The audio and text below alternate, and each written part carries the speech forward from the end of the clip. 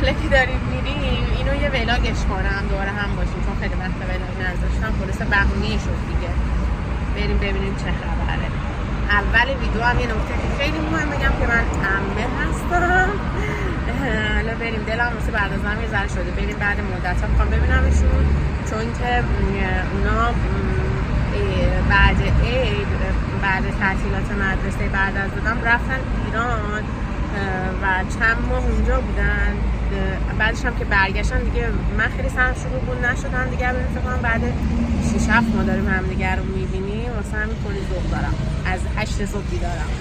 بریم ببینیم.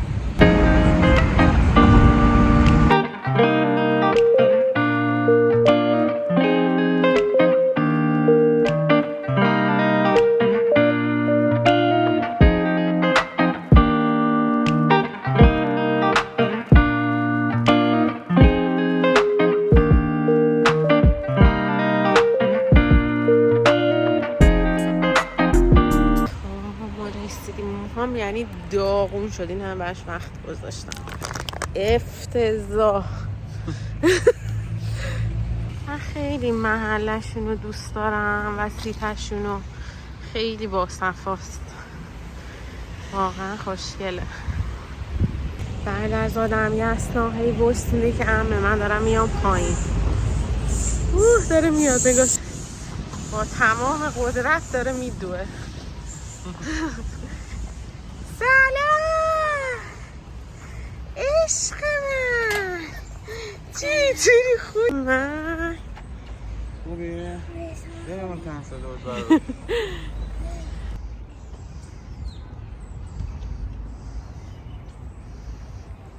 خب ببین یسنا خانم چی کار کرده، چقدر خوشگل. تمام اینا رو خودش، این نگینا رو همه رو خودش چسبونده. ببینم اینا رو نگاه کنید، وای چقدر خوشگل شد.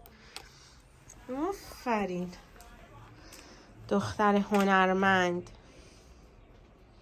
چه اتاق خوشگلی هم داره، ببینید اتاقش.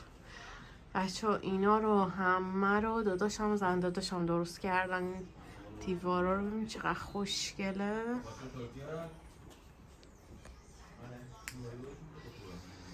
ببینید این ور رو همه رو خودشون درست کردن، واقعا خوشگله، همه با دست. ببینید اینا رو همه رو زن داداشم درست کرده، چقدر با سلیقه، خیلی خوشگله. نگاه کنی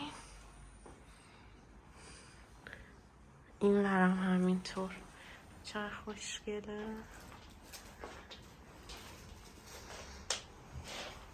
حتی تو اتاقشون هم بریم نگاه کنید، اینا رو همه خودش درست کرده، خیلی خوشگله.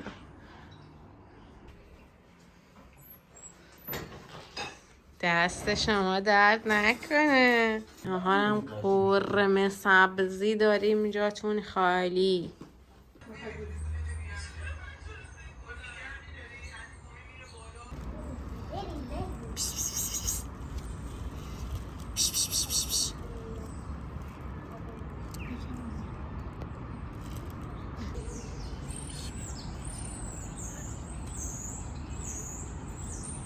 پیداش نمیکنن، چرا؟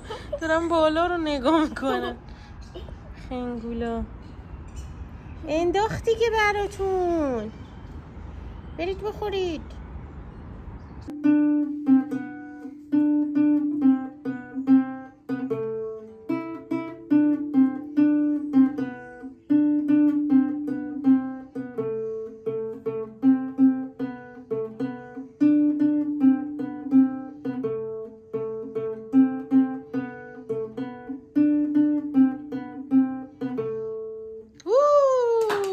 آفرین.